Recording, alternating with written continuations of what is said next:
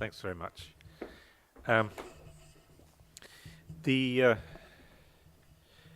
assume that not everybody here is an economist.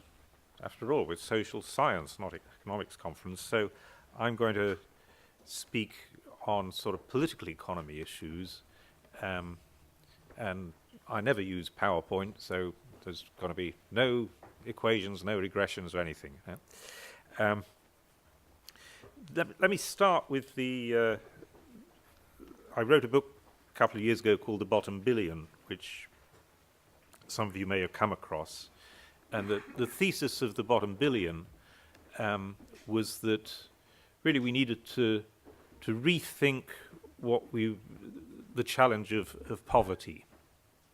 And for all my professional life, the world poverty problem has sort of been conceptualized as a 5 billion, 1 billion problem. That there were 1 billion lucky us living in the rich world and 5 billion people living in developing countries. And that was correct when I started doing development economics in the late 1960s.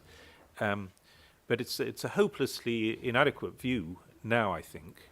And yet it's actually a view which sort of underpins the Millennium Development Goals, which kind of try to track progress amongst the 5 billion.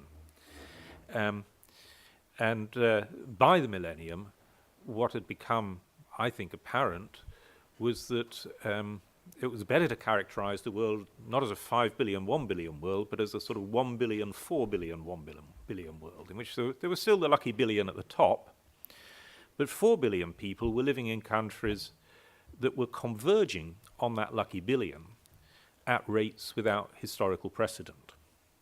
Now, of course, not all those 4 billion were benefiting equally. There was a lot of inequality within countries. But still, that 4 billion were living in countries which were converging. And so there was a good prospect that these societies would be capable of addressing their poverty problem within themselves. And that left 1 billion people in about 60 little countries that hadn't participated in this unprecedented 4 decades of global prosperity. On the whole, it's not that they'd retrogressed, it's just that they'd stagnated. And because they'd stagnated, they'd fallen behind. And so this bunch of countries, which didn't necessarily start off as the poorest, by the millennium, because they'd stagnated when everybody else had grown, they were the epicenter of the world poverty problem.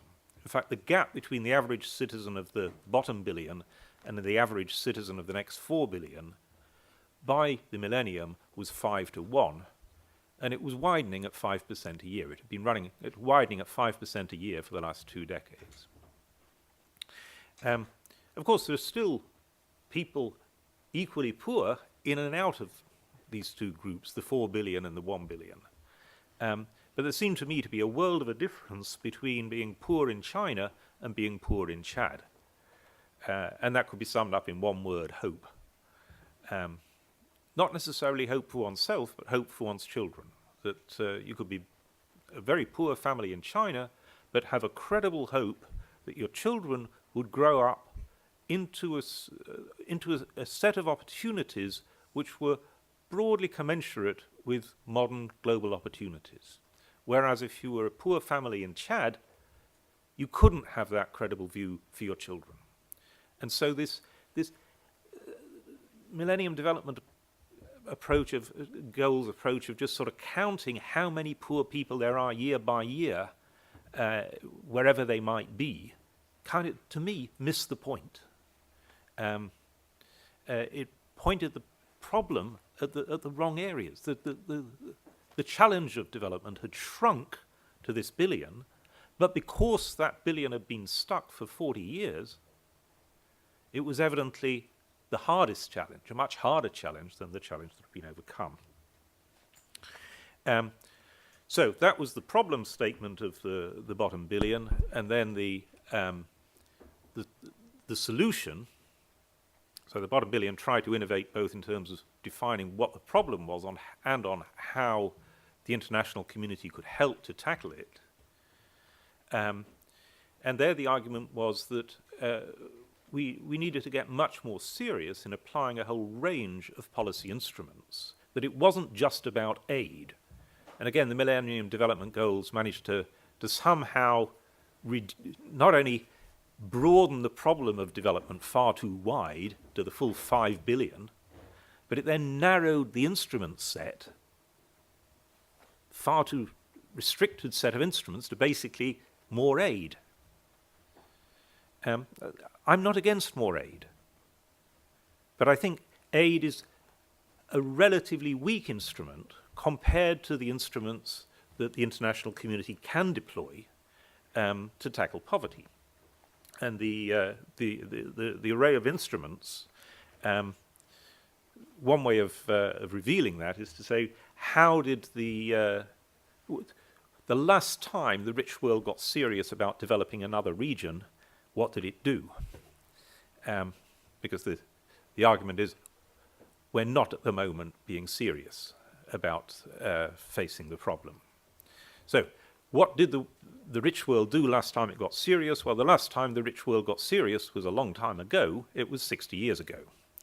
And the rich world was much smaller than it is now. It was basically America, and the region that needed to be developed was Europe after the war. I mean, we forget now what a terrible mess Europe was in after the Second World War. But it was. Now, why did America get serious? It wasn't just a matter of compassion for Europe. It was enlightened self-interest, and you didn't have to be very enlightened for Americans to realize they better do something. There was the Soviet Union, and the fragile states of Central Europe were tumbling into the Soviet Empire, which had nuclear weapons. So America knew that Europe had to develop. And so let's just think what it did, having realized it had to be serious. Well, yes, it had a big aid program, Marshall Aid. That was part of the instrument set for solutions. But what else did it do? Well, it totally reversed its trade policy. Remember, before the Second World War, America had been completely protectionist. After the Second World War, it opens its markets to Europe, initially not on a reciprocal basis, with a let-out clause for Europe, and it locks itself into that by setting up the General Agreement on Tariffs and Trade. So it totally reverses trade policy. It totally reverses its security policy. Before the Second World War, isolationism. After the Second World War, over 100,000 troops in Europe for over 40 years. And finally, it totally reverses its attitude to the governance of other countries. Before the Second World War, it won't even join the League of Nations. After the Second World War, it founds the United Nations, it founds the OECD, it encourages Europe to find the European Community, it founds the IMF. All these are basically systems of mutual governance support, predominantly initially aimed at Europe.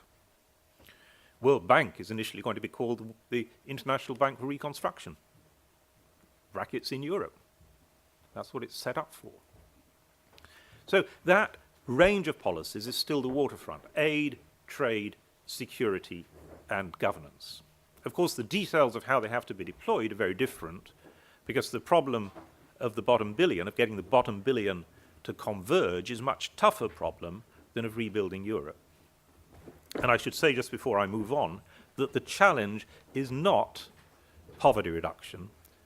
That's a much too modest challenge for the bottom billion. The bottom billion have been diverging for 40 years. Now the challenge is they've got to catch up with everybody else. Of course, the rest of the world has just made it very much easier to catch up, since the rest of the world is now heading in reverse instead of growing fast. But in normal times, the challenge of convergence is going to be much tougher than the challenge of just reducing poverty. Now I want to turn from that introduction, which is kind of sketching the argument of the bottom billion, to a bit of the argument in my new book, Wars, Guns, Votes. And the bottom billion was fundamentally about poverty, and Wars, Guns, and Votes is fundamentally about power. And it's about the struggles for power within the societies of the bottom billion and why they so often go wrong, why they turn to violence, and why. So it's about the limitations of military power to provide internal security, and about the abuse of political power so that elites are able to ignore the interests of ordinary citizens. The one-sentence summary of what I'm going to say is that the typical society of the bottom billion, or typical country, is too large to be a nation and yet too small to be a state. So let me try and say what that means. Too large and too small for what? For the provision of public goods. For the provision of public goods at an adequate level to enable development to occur. Too large to be a nation because typically, not universally, but typically, identities within these societies are predominantly subnational rather than national. And we know from a lot of social science research that where identities are predominantly subnational, it's harder for people to cooperate to supply public goods at the national level. There's a lot of work on that. There's a brilliant study, unfortunately not my own, by Ted Miguel, comparing Kenya and Tanzania in the provision of public goods. And the point there is that he's making is that national identity is not something that grows out of the soil, it's something that's built by political leadership.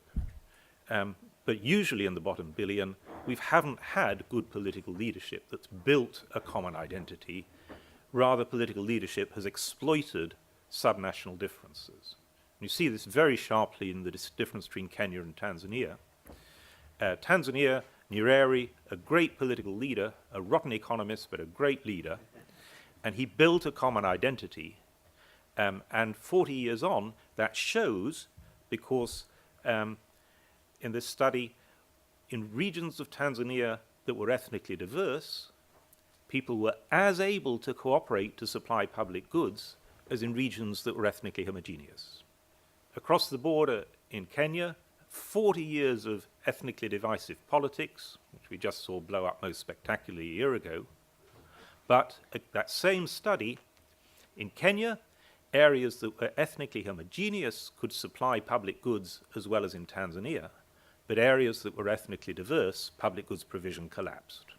People could not cooperate across ethnic lines. So a failure in most of the bottom billion to follow that Nyerere strategy and build a common sense of national identity.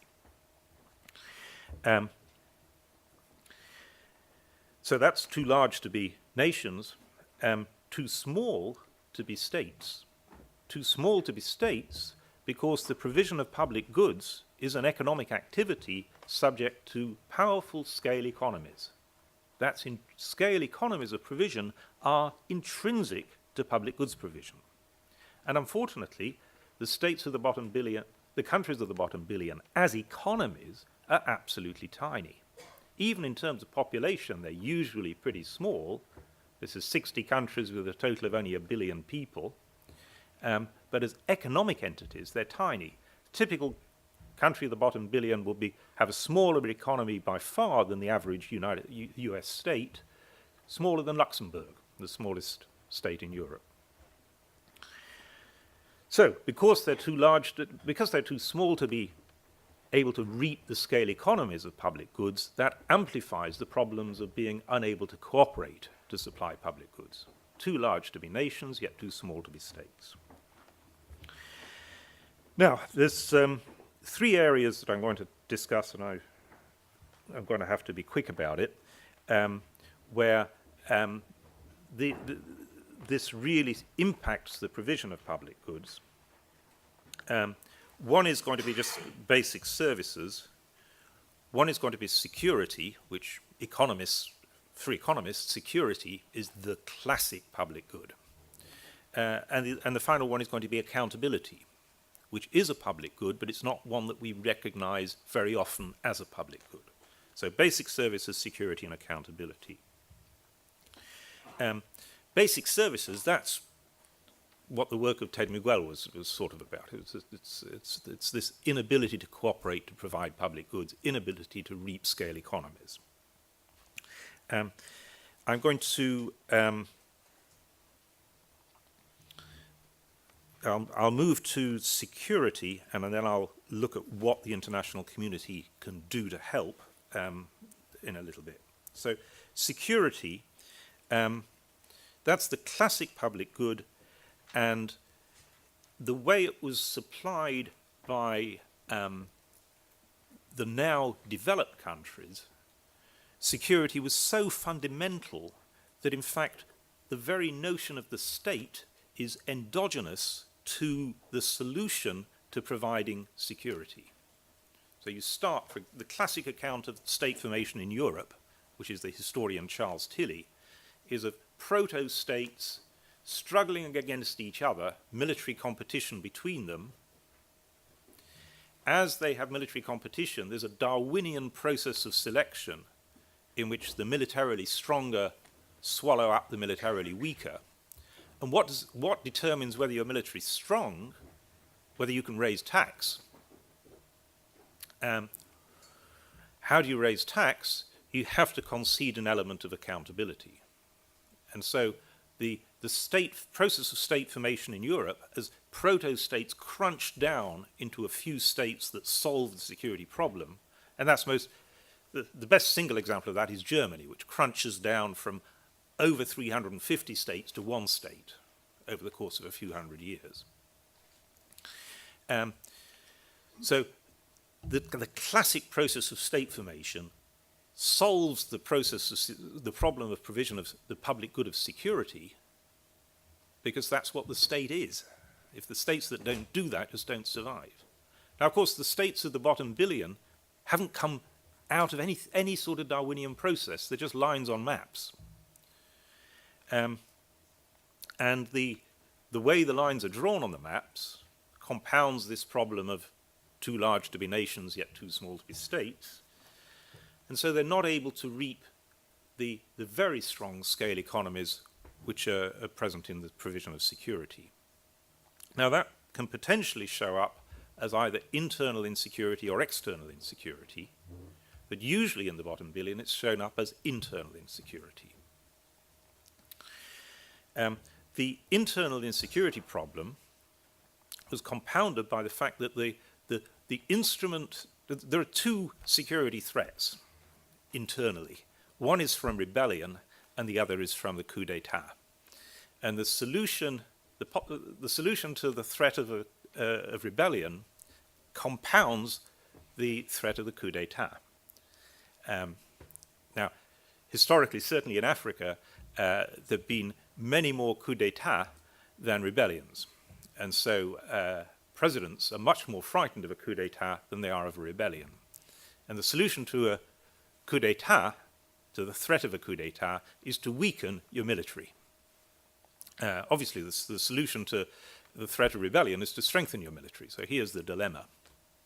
And we see this most manifestly in Mobutu's Zaire. He's terrified of a coup, and he does a brilliant job of diluting that threat by completely dismantling his army. His army becomes incapable of mounting a coup.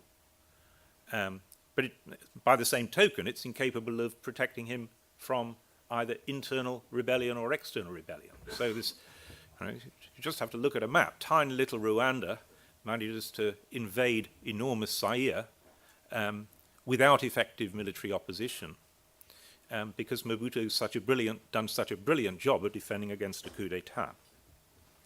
So the security problem in the societies of the bottom billion, the internal security problem, is just structural, it seems to me, as is the problem of the provision of basic services.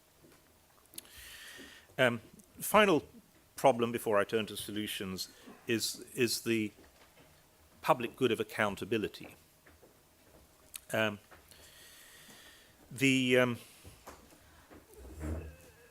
Accountability is unfortunately subject to the same sort of scale economies of security. It's just not. It's not so widely recognised. The attempt to get accountability that the international community pressed for, and which happened as a wave after the fall of the Soviet Union, was elections. And for a while, elections appeared as if they were introducing genuine accountability of government to citizen. And they haven't. Or they haven't done a very good job. And the reason is that elections without a lot of other institutions can very easily be won by the incumbent. The incumbent learns to resort to illicit tactics. And the standard illicit tactics that have spread across a lot of elections now are voter bribery, voter intimidation, and ballot fraud. So I've built a data set of all the elections in the developing world, divided them into those where the conduct of elections was good, where the conduct of elections was improper. And two things jump out. One is that improper conduct of elections enormously increases the expected duration of the incumbent in office. So they're very effective. They triple expected duration in office. So no wonder incumbents use them where they can. And then the second and more important question is, when can they use them? So that's the structural question. What are the structural conditions in which incumbents can get away with electoral misconduct? And unfortunately, when you run that logic regression, what jumps out is the characteristics of the bottom billion. That is, if you're small society, the risk of illicit tactics goes up. Small is not beautiful. Small is personalized power. Right?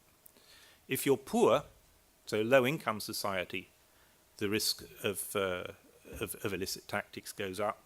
And if you're resource-rich, so if you're all three, which is the typical country of the bottom billion, then your chances of a clean election are very low. I've compared the typical African country with India, and there's a dramatic difference. I mean, India is very much bigger. It's not resource-rich, and it managed to put in place early on some other institutions apart from just elections. And so India fits, the model predicts that India will be able to have well-conducted elections, whereas the chances of well-conducted elections in the typical African country are very low, unless you get checks and balances in before you have the elections. So the wave of democratization that happened in the 90s, which was, to my view, missequenced, put elections first, and then hoped that checks and balances would come in, but there's no incentive for an incumbent to build checks and balances. Indeed, checks and balances work by a combination of the government choosing to build institutions and people choosing to use them. And what generally persuades people to use those institutions is the provocation of taxation. The no taxation without representation actually can be turned on its head. It's no representation effectively without taxation. And in the typical society of the bottom billion, the government doesn't tax citizens because it's got revenues from natural resources and from aid. So there's a structural problem of a lack of accountability, there's a structural problem of insecurity, and there's a structural problem of an inability to supply to an adequate level the basic public goods of public services. These are distinct problems. It would be nice to believe that if only you fix the accountability problem, you'd fix the other problems. But I don't think that's right, unfortunately. For a long time, I hoped that the security problem was just a byproduct of the lack of accountability. But I now don't think that's the case. I looked to see what was the relationship between democracy and political violence. And unfortunately, what I found was that there's a threshold level of income above which democracy substantially reduces the risk of political violence, but below which it actually increases the risk of political violence. And that threshold income level is around $2,700 per capita, which is, of course, way over the income levels of the bottom billion. So that's not to say don't democratize, but it's to say democracy is not the solution to the problem of political violence. They're distinct problems. So this is so far the depressing thesis that the typical society of the bottom billion faces a structural impediments that are going to be very hard to overcome in the provision of accountability, security, and basic public goods. Without those, it's very difficult to develop. As it were, there's a trap. You stay poor, and because you stay poor, and you're small, and you haven't built common national identity, and you haven't got the institutions which provide checks and balances, you've got elections but not the institutions, you can't get started. So what are the ways out of the trap? One way is regional supply. If you're too small, then you merge. And it's striking to me that that India is so much bigger than the typical African society. The whole of Africa is a smaller population than India, but it's split into 54 countries. So the typical society of the bottom billion needs to regionalize much, much more than either India or the typical rich country. But what's actually happened is the opposite. That regionalization basically means the willingness to pool sovereignty with neighbors. And if we compare the process of sovereignty pooling really got going in the United States of America in the 19th century. I mean, it's happened so much we forget it. We don't even think of it as a case. But actually those were states that could have become independent states that chose to pool sovereignty. And of course, there was a civil war about it. But if we compare, say, California, the biggest of the state economies of America, and Germany, the biggest of the European states, and say Victoria, the biggest of the Australian states, which again started as independent states and chose to federate, the biggest state in India, and we compare any of those four with say, Burundi. If we look at the dimensions of sovereignty, only one of those five economic entities has an independent trade policy. Only one of them has an independent exchange rate. Only one of them has an independent security policy. Only one of them has an independent fiscal policy. Only one of them refuses to allow appeals outside the jurisdictions of its own courts. And that entity, which has clung to so much sovereignty, is, of course, Burundi. And yet, as an economic entity, Burundi is about 1/100th the size of California, of Germany, of Victoria, of the biggest state in India. So the state which most needs to share, to pool sovereignty in order to be able to provide public goods at the supranational level, because it's too small to supply them at the national level, has done least to actually go in that route of pooling sovereignty. Now, it's not, in fact, it's worse than just clinging to national sovereignty, because, of course, there's radically less sharing of power within the nation. And so what we're seeing is not the desperate clinging of national sovereignty, it's presidential sovereignty. So power is concentrated within the country and not shared with neighbours. It's all concentrated in the power of a few people. We have 10 minutes left. Yeah, that's fine. So, having said regional supply would be nice if it were to happen, but it's proceeding at such a glacial pace that don't hold your breath. The only alternative is genuinely international supply. And that seems to me perfectly appropriate, that the citizens of the bottom billion are people of the world like anywhere else. It's just that they happen to need public goods to be provided internationally more than the people of larger societies where those public goods can be supplied at the level of the nation.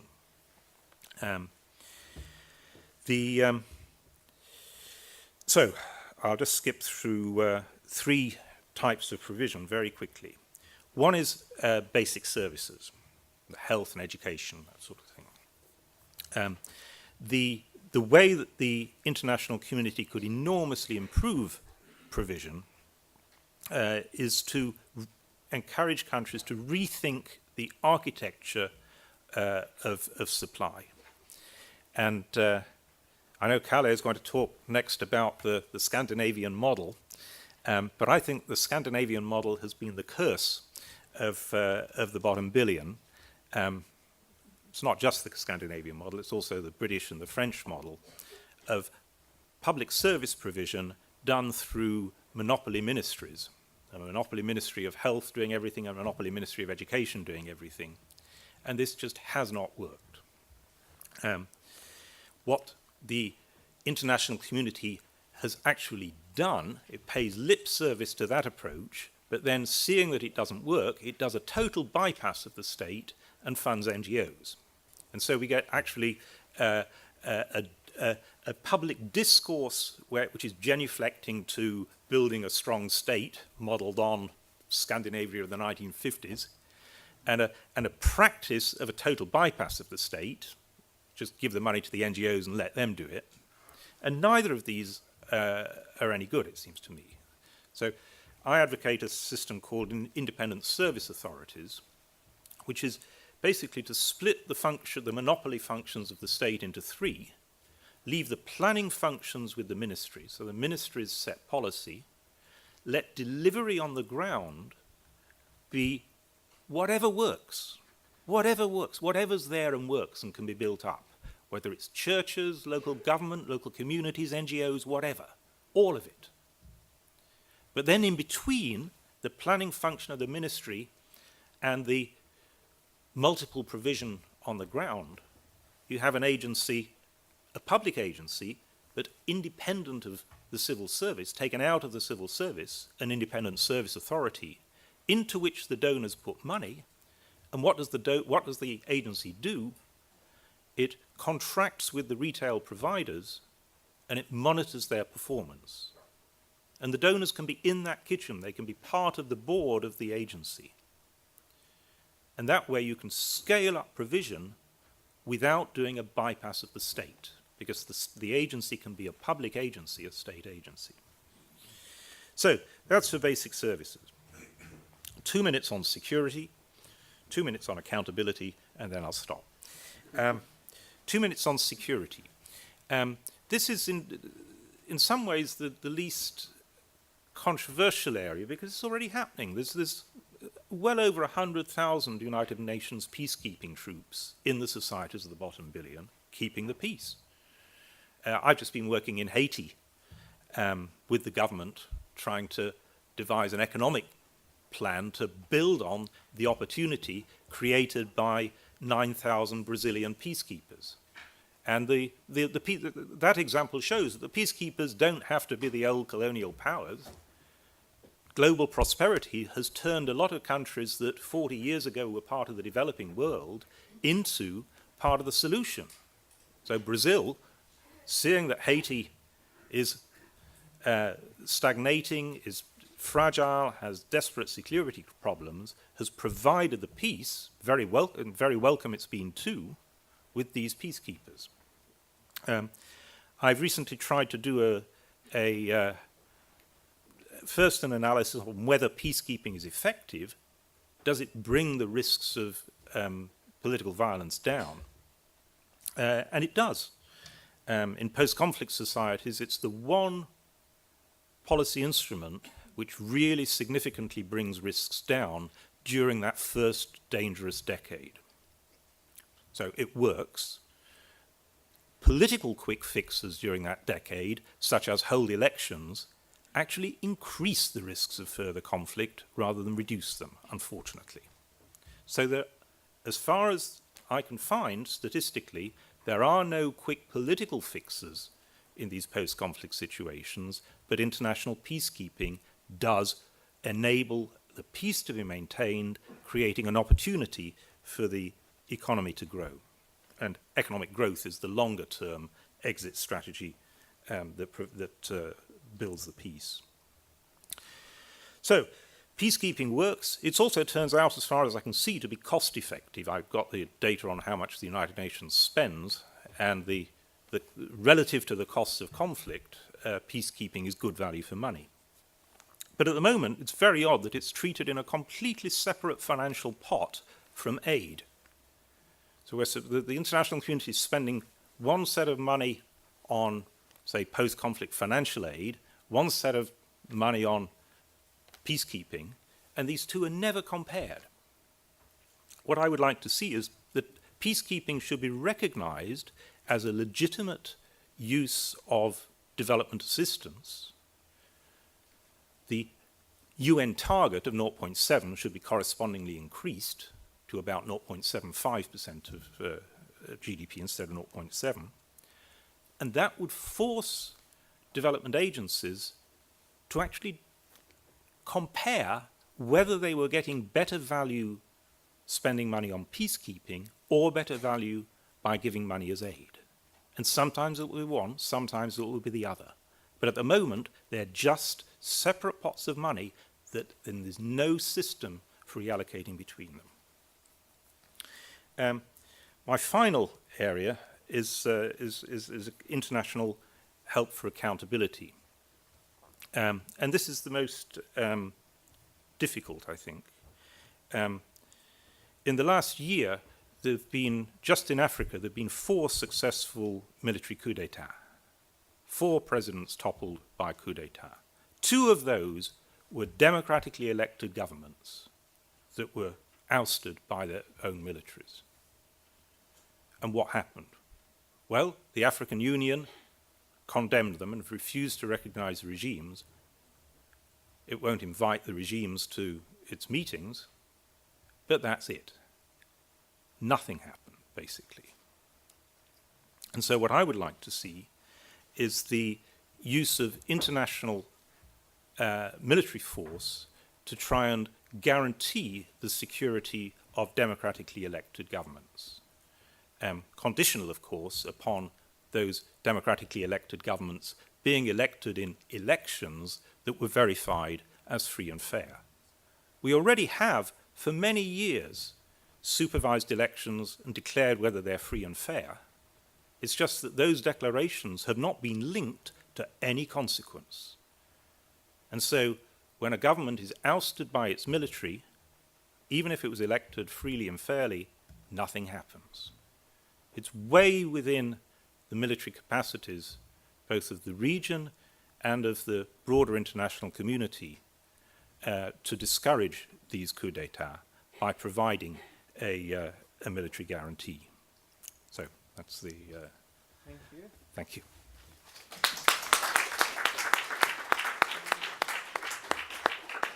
So this leaves us with a few minutes for discussion, comments, questions. I suggest that you briefly introduce yourself and state the question. My name is Jimmy Adeshi. I'm based at Woolwich University. I'm Nigerian by birth, African by tourism.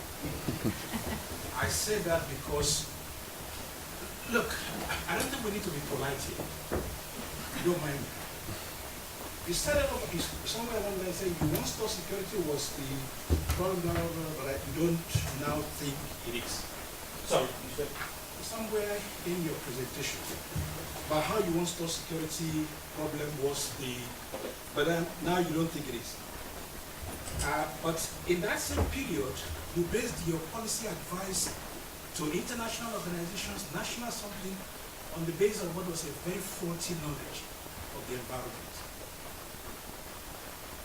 Fortunately for us, Professor Sen gave the keynote. This is bad history, appalling sociology, even more appalling economics. Let me try and just identify some of these. So, please be brief. We don't have a lot of time. I'll try to be brief. Too small to be states, too large to be nations. Is Gambia too large to be a nation? Is Nigeria too small to be a state? You raised the number of publications, bottom billion, and the question of election, democracy, and things like that. Benin Republic has been having its election, okay? Is that too small to be a state? It's been delivered. Botswana, okay? Tanzania. And in the statement made about Tanzania, it's actually a failure to recognize that suddenly Tanzania stopped being part of the bottom 1 billion. It's now part of the what? And so, Kenya is. So I'm sorry to interrupt you again because we don't have a lot of time. Yes, I'll just finish. I'll just finish with this. I just finish these issues. Absolutely, but we need to stick to it. No. Let me take this panel that is organized here. Okay, where's the Latin American on this panel? Where's somebody from Asia on this panel? Where's the African on this panel? This is the International Social Science Council World Social Science Forum. Okay, and we've had poverty doubled in my own continent, okay, between 1981 and 2005 on this advice. And what we have here is appalling sociology. I mean, there's not even... Okay, but I'm sorry, but no, you repeat... Down to anything and sorry, so I'm the chair. And there's no need to try and nice. Okay? I am the chair now, so you repeat yourself. So before Paul responds, are there other comments? I see there's one more here, and we take these two questions, and then Paul, you can summarize all three. But please be brief. I mean, we have two more presenters. I'll try to be brief. Please, yeah. There will be other opportunities to... Absolutely, we can discuss this after the session as well. So please. Look forward to welcoming the new book. In my own intervention, my name is Bayo Nkoshi. I'm based in Senegal. I used to be in Kodesre. I think there's a serious methodological flaw in the approach which is taken by Paul in his analysis. And I just want to use the example of security and its connection to the making of the state. And the implication of the approach which you take, which I question seriously, is that there is only one path to the emergence of the state, and it has to be a part of Darwinian whatever security. But even for us political scientists, it's still an issue of debate. It's not settled. And if you then proceed to build a model on a forcing of the facts to fit the model, I suggest that the conclusions you draw are in fact in many ways methodologically preconceived conclusions for which you are simply looking for facts and examples to fit. Secondly, using analogy to understand independent processes in other regions of the world. Again, to the security framework. If you use a particular history and reading of the history of security in Europe, to then transpose to interpret security in other regions of the world, I question that as a comparativist. I have a problem with that methodological. Thank you so much. I think it's important for us to also pay attention, leave aside the conclusions, which are very controversial, to the methodological foundation of what you're arguing. And I think perhaps economists, if they want to bring in other social sciences into the analysis, should pay attention to the debates that are much more complex and much more nuanced. Okay, thank you very much. So I have to be strict within this session. We will stay together for 3 days, so there will be many opportunities to discuss, and I think we'll come back to these issues at least in the last presentation.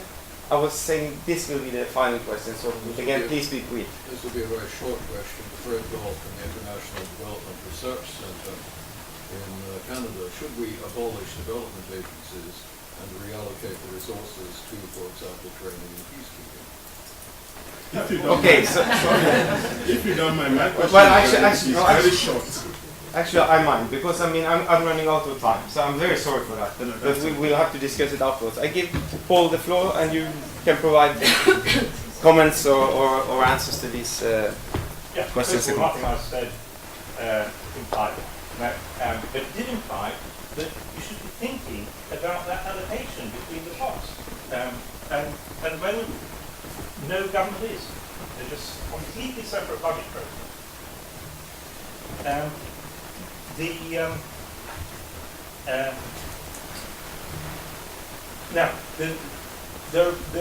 there are multiple ways for states to emerge. That's certainly right. So the European emergence of states is one process,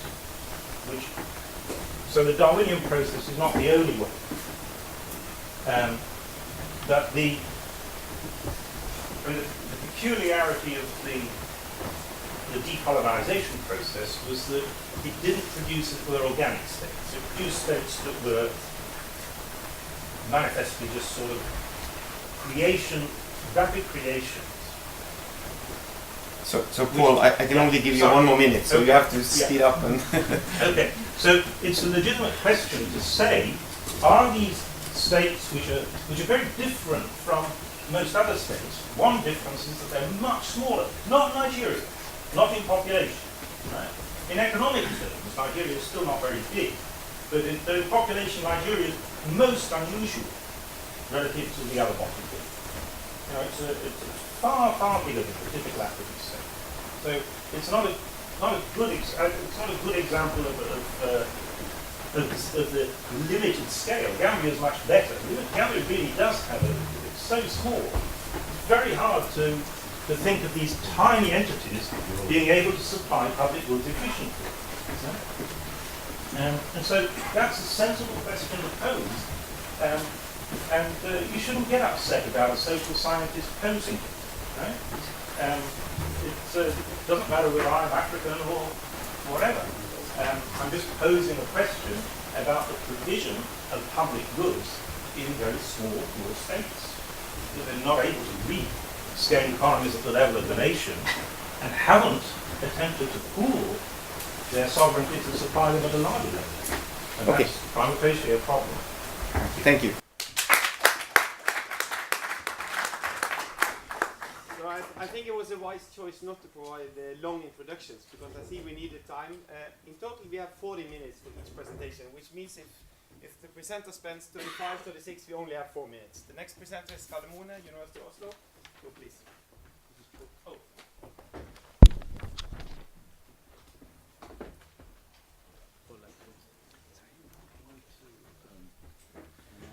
So let me start by saying that so we should avoid any misunderstanding that learning from other countries, I think, is not the same thing or conceptually very different from imitating them. So I have no suggestions that anybody, including Paul's perception of Africa, that other countries should necessarily imitate anything that has gone on in the Scandinavian countries. But I think it is worth learning and understanding some of the Scandinavian experiences, also in a more development context.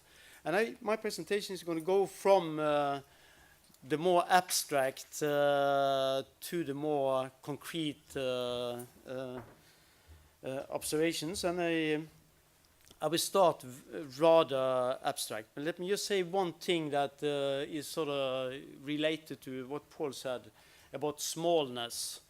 I think the Scandinavian countries are very small, and they are the most egalitarian countries measured by both the generosity of the welfare state and the compression of the wage distribution. They have also done fairly well when it comes to economic development, measured by economic growth and so on.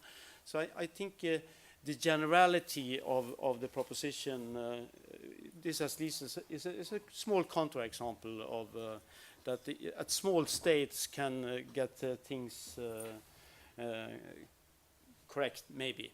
But as I said, I think learning from other countries is not necessarily the same as imitating them. Maybe I'm pressing the wrong button here, but yeah, on my computer this would have worked. But That's imitation. so what I minpin. Okay.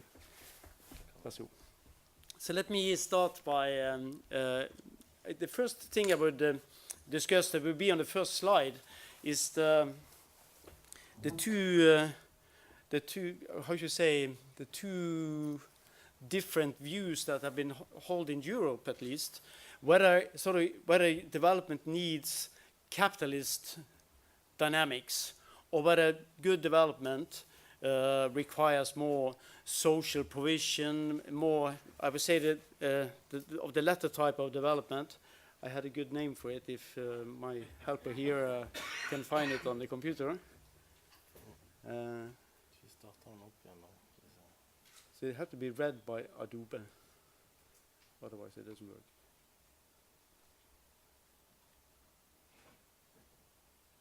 If it doesn't work, then we take it without Control L. And where are you going to press to change? Okay. So here are the two things that I meant. The one is there a complementarity or a conflict between social provision and capitalist dynamics? And I think if you consider European history, there have been a huge debate over these things. Whether growth-mediated poverty reduction, is that the thing? Where you should have market-based investment decisions and a process of creative destruction where the creation of new production techniques will sort of make the old one obsolete, and you have economic growth that will sort of trickle down to the poor. And on the other hand, you have people that are much more in favor of social reform. Sometimes they were socialist reforms, but that is out of popularity, it seems. But I think it's not important what you call the things, but it's more security-led development where you have a public provision of all kinds of social services and where you have welfare state policies. And these have been two alternatives, have been viewed as two alternatives in, as you know, in many of the debates in Europe. Take one example, the very prominent economist Rosa Luxemburg. She was right in many things, but I think she was very wrong in sort of saying that the two things couldn't be combined. They couldn't be combined because once you had a social reform that was of any value for the lower classes, then they will be eroded of market forces immediately. So you can't have social reforms in market economies. That was her slogan for a long time. There was just as a labor of Sisyphus, she would say, that you drag the big bullet on top of the hill and then you are dragged down again, eroded by market forces. And on the other hand, you have had people on the right saying just the opposite, saying that it is you can't really have market reforms in economies that are so dominated by social forces. You have strong unions, strong welfare state. You can't have market reforms in these economies because these market reforms will be eroded by the welfare state, by the social provision of whatever public goods that these, or doesn't have to be public goods, but whatever kind of redistribution or intervention that these arrangements imply. And I think all in all, like, if you're going to have one thing that we can learn maybe from the Scandinavian countries, and I think also for Europe in general, but in particular from the Scandinavian countries, is that these things are possible to be combined. And they're not only possible to be combined, they are complementaries. So the workings of one of them, say capitalist dynamics, are sort of complemented by social welfare state policies that help promote growth-mediated poverty reduction in the sense of the traditional capitalist development. On the other hand, you have that a good market economy sort of strengthen the working of the welfare state, strengthen the redistribution schemes of social welfare. So that is my basic interpretation. As I say, I go from the abstract to the more concrete, and I will tell you some of the investigations that we have done based on experience of basically richer countries. So I list here just some of the complementarities that I would like to emphasize. The first two, I would call that sort of self-adjusting inequality or self-adjusting equality, in the sense that in countries where you have large productivity gaps between the most efficient and the least efficient production units, that is also countries where you have huge labor inequalities in labor incomes. Wage inequality, say, is the typical.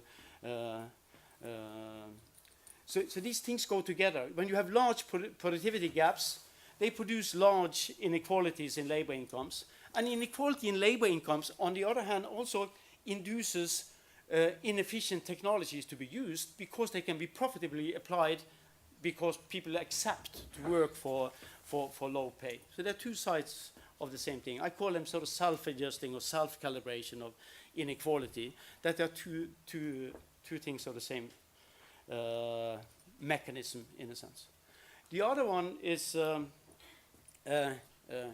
what could be maybe the two next ones could be maybe called bootstrapping of social policies, in the sense that it is an experience in many countries, and I will mention more empirical work on this, that social provisions of different kinds that are typical for the welfare state enhances productivity, individual labor productivities, both for health, schooling, and also redistribution policies more in general. So it enhances productivity, and higher productivity helps sustain the political support for welfare policies, because countries with higher incomes have a larger tax base, so the population would like to be transformed in part into a working of the welfare state. So that is the group two. That is what I could call bootstrapping of social policies. The third, that means the fourth and the fifth and the sixth point on the list here, where it says that social policies reduce pre-tax inequality, and pre-tax inequality stimulates the political support for social policies, could maybe be called the Robin Hood paradox, as is done by, for example, Peter Lindert in his very good book on taxation and social spending in the long run. What it says is that another way of rephrasing is that the welfare state is the least developed where it's the most needed. It's simply where inequalities is large, where there's a lot of poverty for that reason.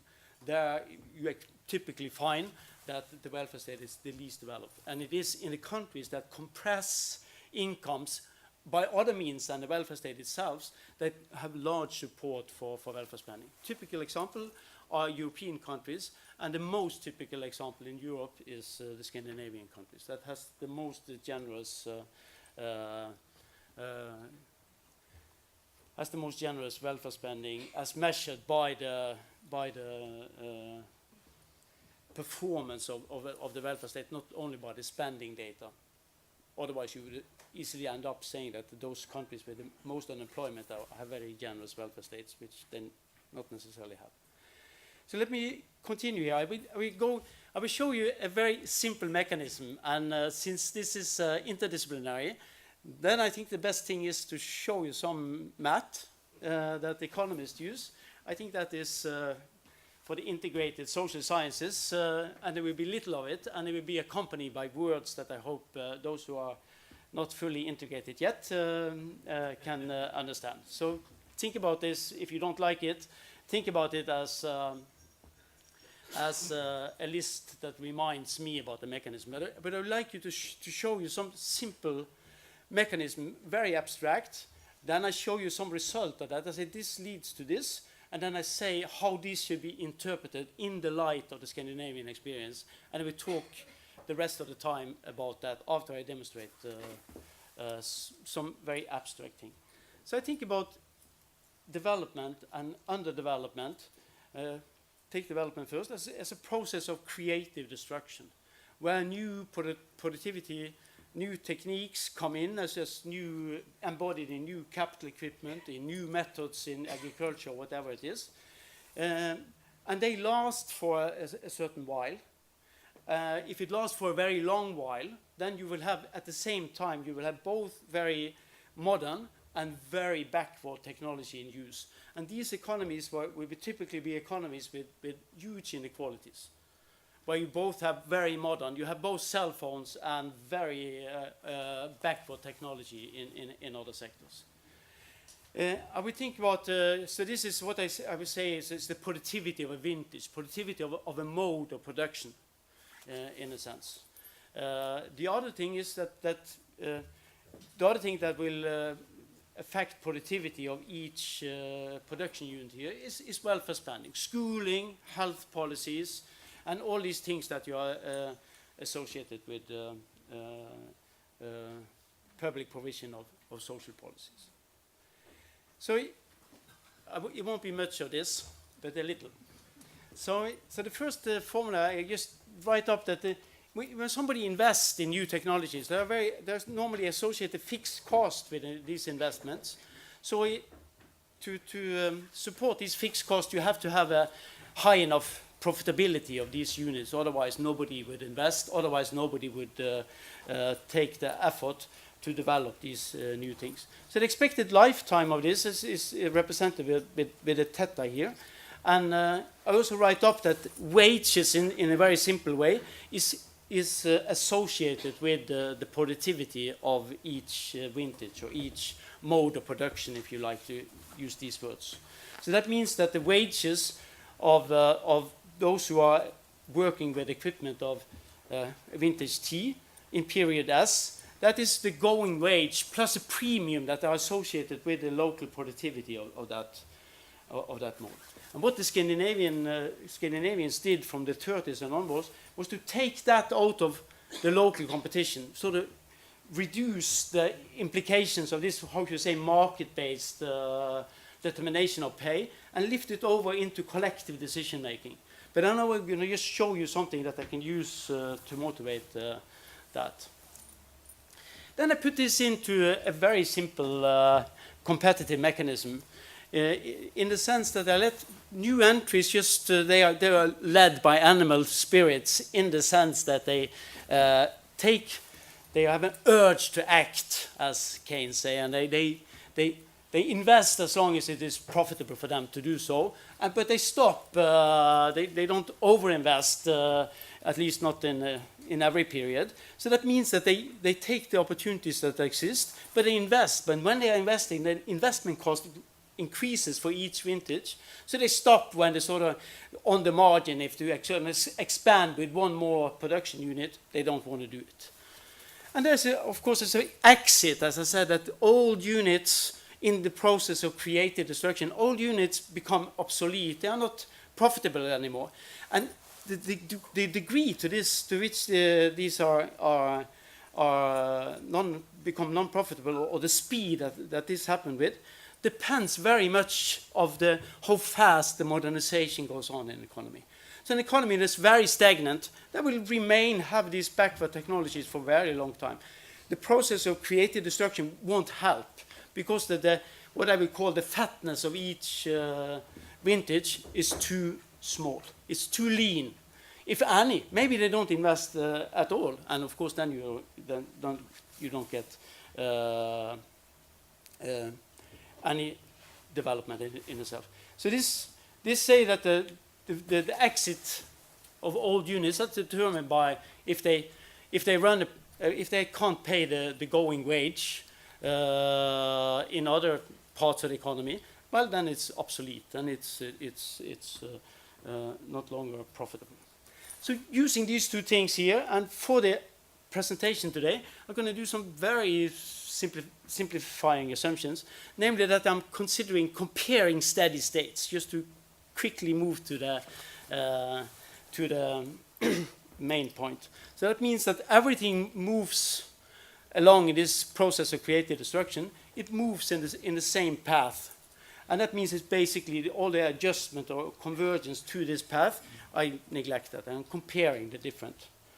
There are also some spillovers in the sense if each vintage is rather fat, you have a lot of investment activities, then also the technology learning and spillovers between investors are large. So it means that if you first got a certain fatness of each vintage, then the speed of technological change goes up.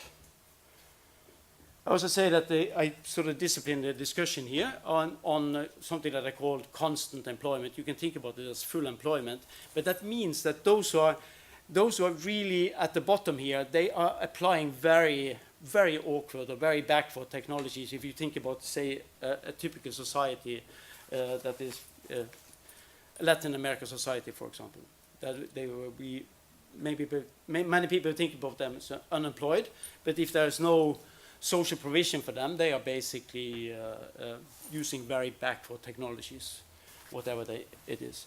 So I dropped this. So here is sort of combining different elements. I don't go into that, and sort of expressing inequality in the society, the gap between the highest wage and the lowest wage. The lowest wage is just those who receive no technology premium, and the highest wage is of course the wage in the most modern mode of production, the most modernized equipment. The equation above there is just a description between expected profits to the left of investing in a new equipment, having more or less the right prediction of how long this will last, which will depend on the speed of technological change in society and the expected or the cost of investing on the other hand. So let's now move to the main thing, and I'm going to talk about that in connection with you tell me when it's 10 minutes left. In connection with the Scandinavian experience. So the first thing that I can use this mechanism to describe is that wage compression that the Scandinavians did by pressing not only the low wages up, but the high wages down. So if you would like to have slogans, eliminating a strong middle class to emerge, that increases profitability of modernization. By increasing profitability of modernization, you get more of it. And since you get more of the modernization, you can raise the bottom wages up and nevertheless keep constant employment levels. So this will speed up the structural change, the process of creative destruction, by compressing wages. It's the way I set it up, the way I did, as you saw it a minute ago, that allows me to do it in a very simple parametric way. It doesn't have to be done like that. And of course, in the Scandinavian context, it was done by very specific institutions that we'll talk about in a minute. But also, maybe more to the point to what I said in the beginning, increasing welfare spending here, social provision, health care, that increase the productivity of individual workers, have the same implications. It has the implication that it becomes more profitable to modernize for capitalists. It becomes more profitable because they have a better educated, more healthy workforce to employ. It becomes, for that reason, the fatness of each vintage become larger. Since they become larger, it will lead to more structural change, to higher economic growth, and it will also lead to compression of wages. So this is the positive spillover from welfare spending into compression of pre-tax wages. And we find we have done a lot of estimation among richer countries, OECD countries basically, and we find very clear signs of this being the case. Even in the US in the period after Second World War, there was a period of wage compression led by a similar development where you have increasing unionization in the US, and you also had at the same time an expanding welfare state. So both these policies lead to higher growth and more egalitarian growth. So it's because of this spillover that I emphasize. Let me move one step further. Forget about the math in the end here, but just focus on the first two things here to see how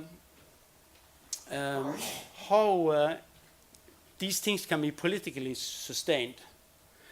Many people misunderstand the political support for different types of welfare spending. They watch over the income distribution in a country in a specific year, and they say that, well, the rich, they want less welfare spending than the poor.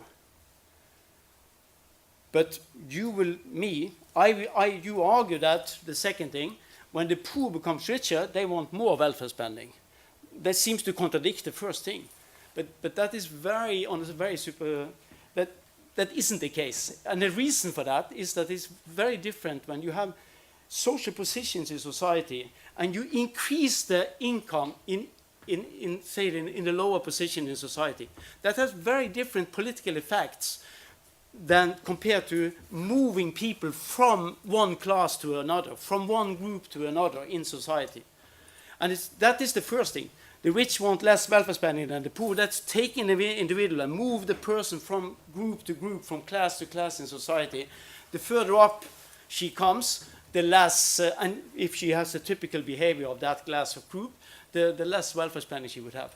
But take the same person, the same single woman, single mother, and compress the wage distribution for the same social position that she has. She will be a much stronger defender of welfare spending in the sense that she will like, even when she is taxed herself, to transform income from consumption in the household to things that would lead to more collective consumption in the sense of healthcare, in the sense of schooling, in the sense of social insurance. And we have done a lot of empirical work across countries, and we find exactly support for this. So this is going against the Robin Hood paradox, or explaining resolving the Robin Hood paradox in the sense that it's very easy to understand. That when people in the same social position, when you compress the wages, for example, then you increase the wages of people in low social positions in society, and they would politically support policies in favor of welfare spending because they are the major beneficiaries of these spending. They have no other alternative than public schools. They have no other alternative than public health, and they benefit more from social insurance than others, simply because the terms for that insurance are better for them than for the others. How much time I left? 15 minutes. 15 minutes. So this leads me to the other thing, that wage equality and income growth generate political support for social provision of welfare goods. And the support for welfare spending is higher. One, the higher incomes per capita are. That means that you used to have a bigger tax base for everybody to finance the welfare state. And the lower the wage inequality are in society. Because when you compress wages, you raise the income for a majority in society. And that has growth implications, as I showed you in the previous mechanism. But it also here, in this sense, means that people would like to support policies in favor of welfare spending or social provision at all. And this seems to be a very clear pattern in the Scandinavian countries, also when we relate to the experiences of other rather rich countries, OECD countries. So the two propositions together, they are two sides of egalitarian growth. The one thing is the economic feasibility. Economic feasibility, compression of wages, supporting the welfare state, seems in itself to help capitalist dynamics to increase the process of creative destruction. The other side is that the same process helps sustain the political support when you have democratic competition for the support of voters to maintain this kind of political development. So this is my last slide, but I plan to talk for the rest of my presentation on this slide. Very often people say that the Scandinavian the Scandinavian experience, it's nice if you can afford it. But it's nothing for. It's based on. They would say it's based on. It's only relevant for affluent societies. It's only relevant for societies that have no conflict and are rather homogeneous societies that have an extraordinary commitment to equality in itself. I don't think that hits the point correctly. I think the economic feasibility of these policies, the economic feasibility, I think equally, these policies are, if they were implemented, since they were implemented here, they could fit equally well in other countries. Maybe they don't have the institutions that are similar that I talk about in a minute. Maybe they don't have the specific historical preconditions that led to these policies here. But the economic feasibility, the fact that they don't fit specifically to affluent societies, that, for example, Sweden, when they implemented these policies in the 50s, beginning in the 30s, they were poorer than South Africa today. They were much poorer than Brazil today. So why could they work so well in, say, in Sweden, and when people are so certain that in the economic sense, can't work in South Africa, can't work in Brazil? But this is, again, different from the political feasibility, which is much more complicated, I would say. So let me therefore say a little how these things happen, or remind you how these things happen in Northern Europe or in Scandinavia.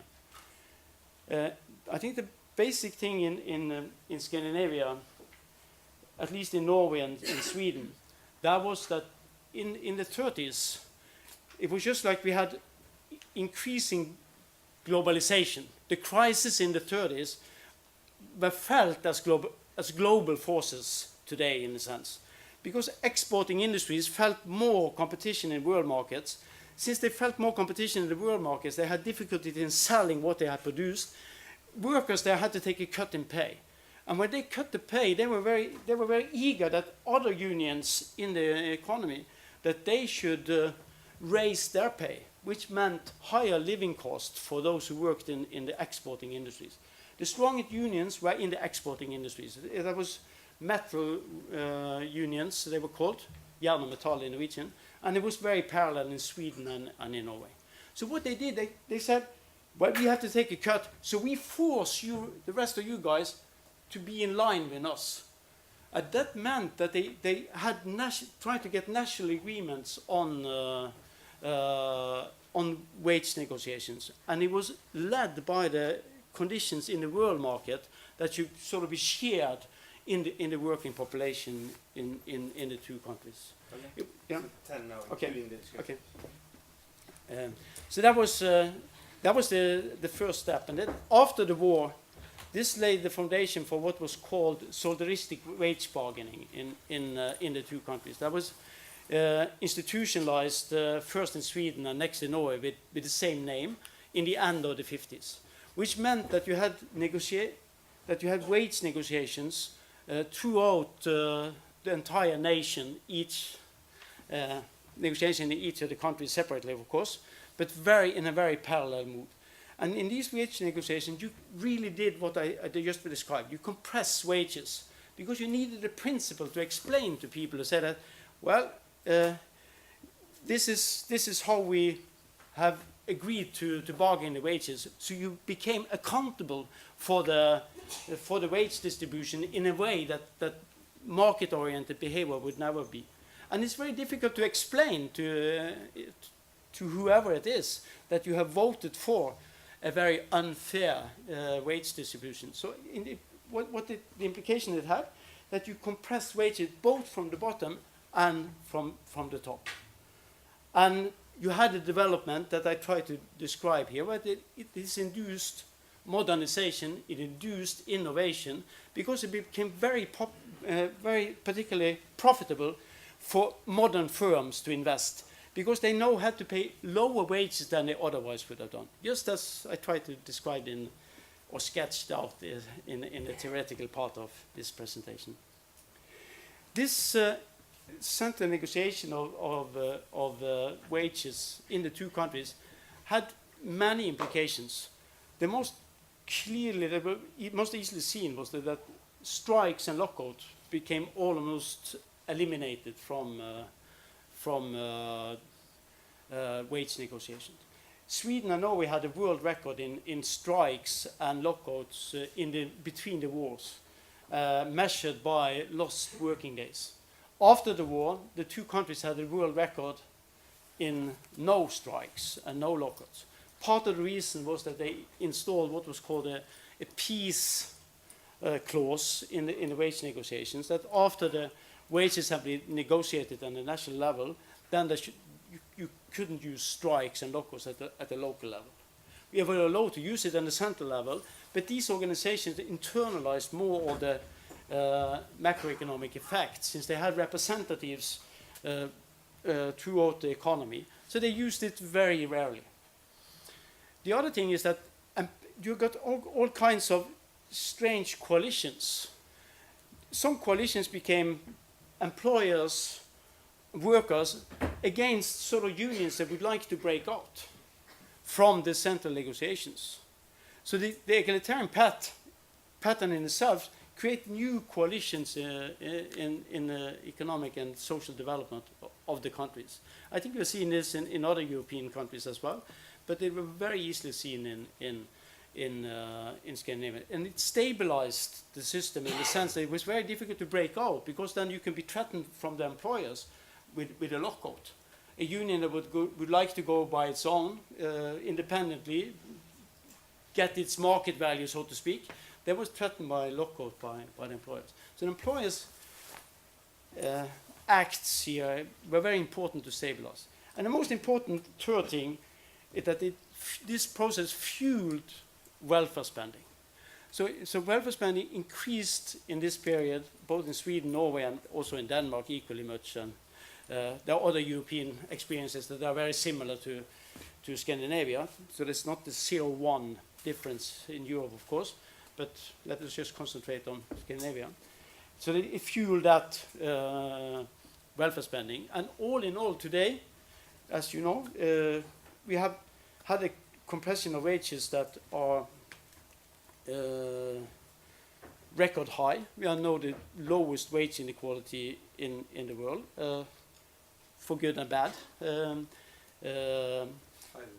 Yes, and we have. I will stop in a minute. And we have the most generous rules for giving out social benefits, and in particular in relation to social insurance. I think what is the, if anybody thought about doing similar things in countries that are today, for example, as poor as Sweden was in 1950, what would be the challenge? I think some of the challenges would be political, as I said. And the role of labor surplus in many economies that also Sweden and Norway had in the 30s. But after the war, they were helped by the war, in a sense, to eliminate the labor surplus. So when they started this process of creative destruction, they started with lower unemployment, both disguised unemployment in the countryside and open unemployment in the cities. So when they took off, these economies took off, then it was much easier that keeping the middle class down, if you like that expression, in the name of solidarity, that helped low qualified workers to raise their wages without threatening their employment. But in a country like South Africa, with 40% maybe classified as surplus labor or unemployed in a formal sense, this sort of eliminating the high wages would take long before you can absorb the labor surplus. And of course, this is to ask for a lot of moderation on better qualified workers in the name of solidarity that will just help in a very long run. So here's obviously other recipes or policies need to be thought about for those who would be inspired by or by some of the development in Scandinavia. But as I said, I think learning from other countries is very different from imitating them, but I think it's too little learning across countries on good and bad, and I think that's valid. So there's little time for questions, maybe.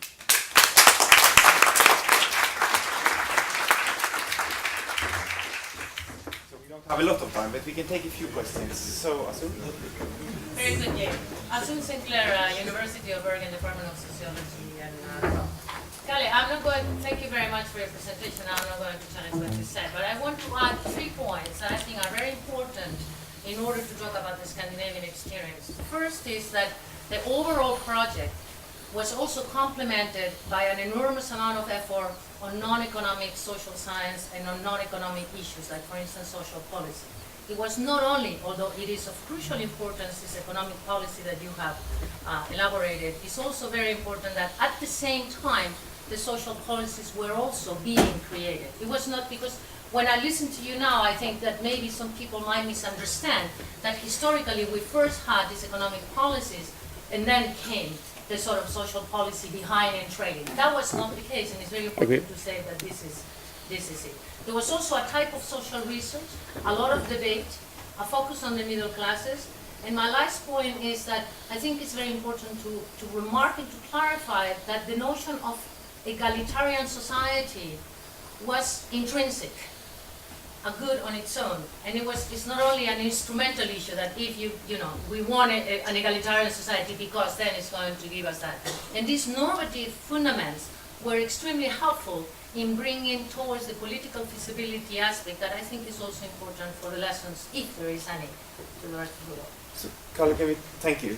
Can we take 2 more questions, Yeah. and then you take a final round of responding? So please, one here, and there's one down there. I'm Mariana. I'm just a student, so I'm sorry if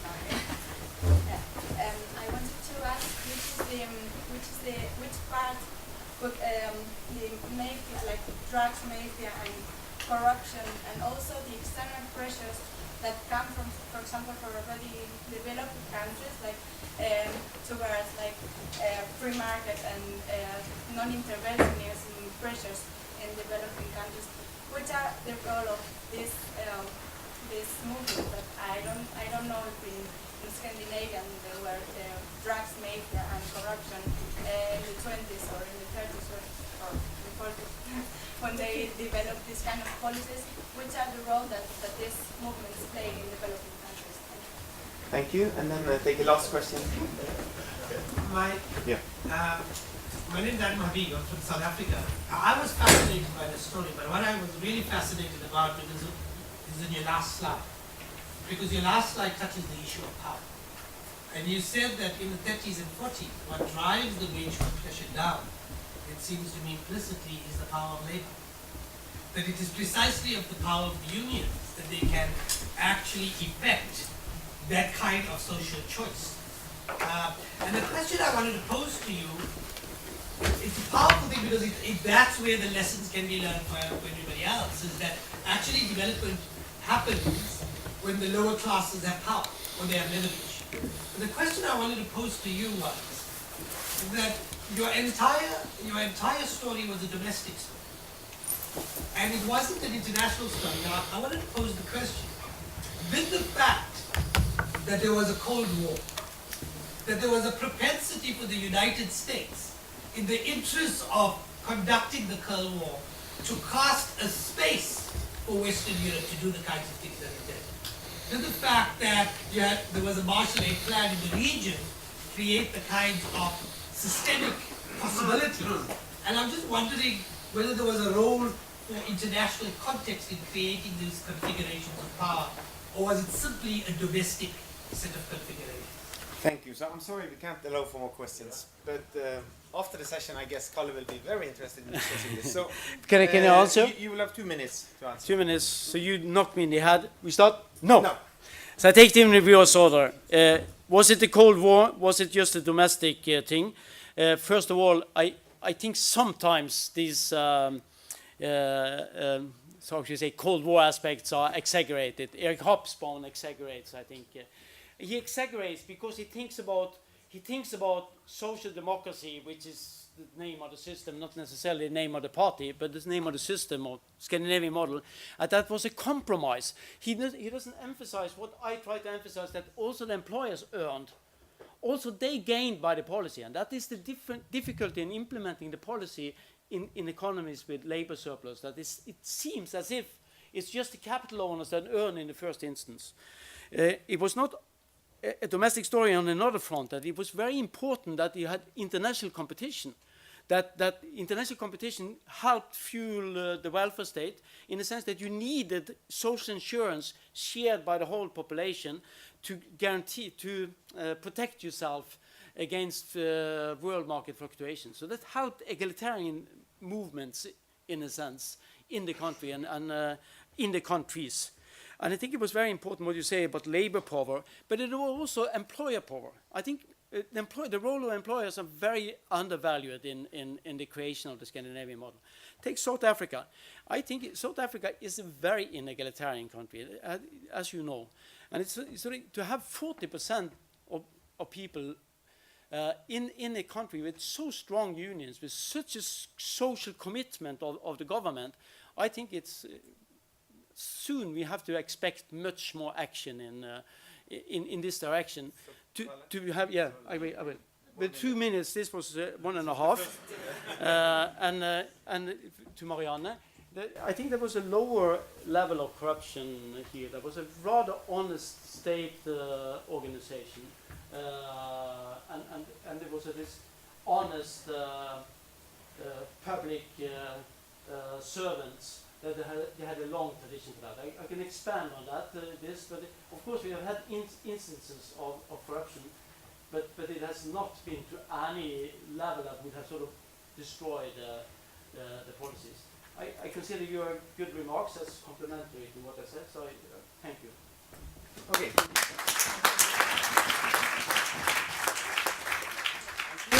So then it's a pleasure for me to introduce the final speaker of this session, David Apter from Yale University, and the title of his talk is Modernization, Reconfigure the Logic of Violence. So please, 40 minutes in total.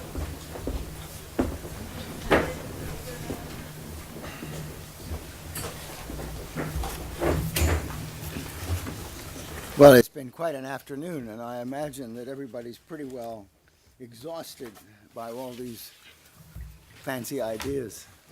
I have to say, it struck me while I was listening to Paul Collier that this business of the United States integrating and pulling together after the Civil War and so forth, if only Texas does what it intends to do or tries to do, is get out of the United States, it would be a great boon to everybody.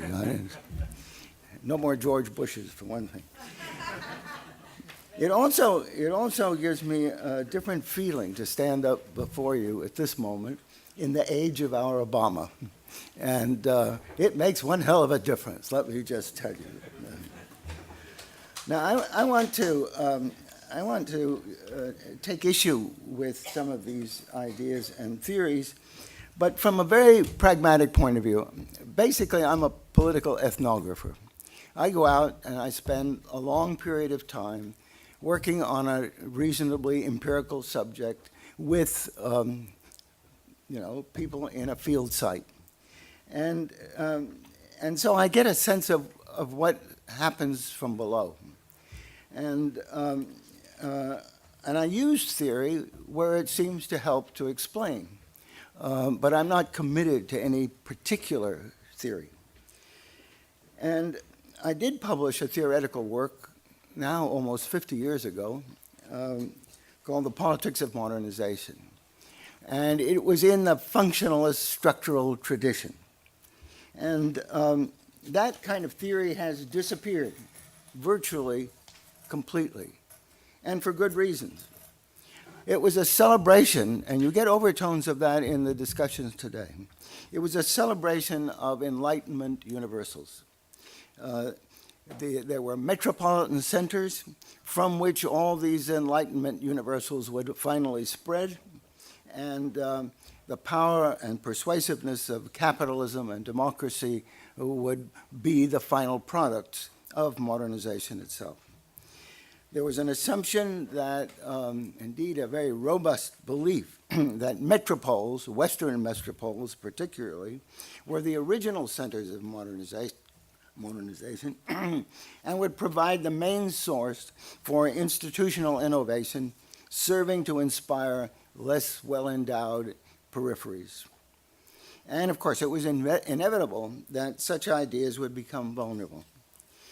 And they were attacked. There were a barrage of critical theories, dependency theories, neo-Marxism, and their variants, and ideas that were well outside the modernization box. In contrast to the modernization theory's emphasis on mutually adaptive, responsive, resilient, systemic relationship between norms and structures and behavior, they took as their point of departure the ferment that was occurring in much of the so-called Third World, an explosion of local and international protest, solidarity movements, Pan-Africanism, Third World expressions of socialism and nationalism, and radical socialist metropoles visible emerging in Accra, Algiers, Cuba, Pyongyang, not to speak of denoted hotspots of visible imperialism, the Mau Mau Rebellion in Kenya, Vietnam, the Algerian War, events to which most of modernization theorists remained largely oblivious. It was not Talcott Parsons who addressed these issues, but Fanon. Meanwhile, political scientists were, especially the self-proclaimed functionalists, were primarily concerned with measuring the extent to which Western values were distributed in other parts of the world. And they had almost perfect correlations between those countries high on Western values and their prosperity and development and so forth, and those that were low, the opposite.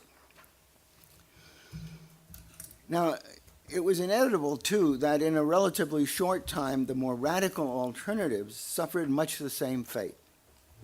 Presumed radical breaks, disjunctive historical moments, turned out to be less disjunctive and less demarcating, less before and after divisions. The promise of a good many socialist experiments turned out to be, shall we say, less than politically appetizing. Of course, there were big transitions.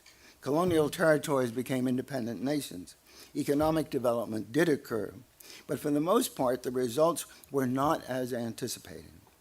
So much so that some of the more negative consequences that were unanticipated suggest ways to refigure theory fairly fundamentally. And that's what I'm going to try and do. And I'm going to try and refigure a lot of these ideas that have now become received ideas about the way to develop countries, the way to have economic growth, and especially where this has reached its apotheosis in one or other version of rational choice theory. Let me put this argument, I don't want to spend too much on theory at this point, but let me just put the argument in terms of a different logic from what we've just heard today. We're going to cover some of the same kinds of issues, but in a very different way.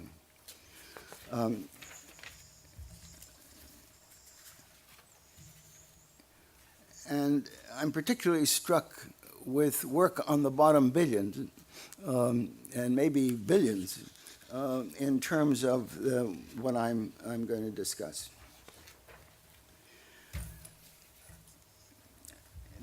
First, let me begin with an economic argument. Among the concerns in this economic argument are two critical issues.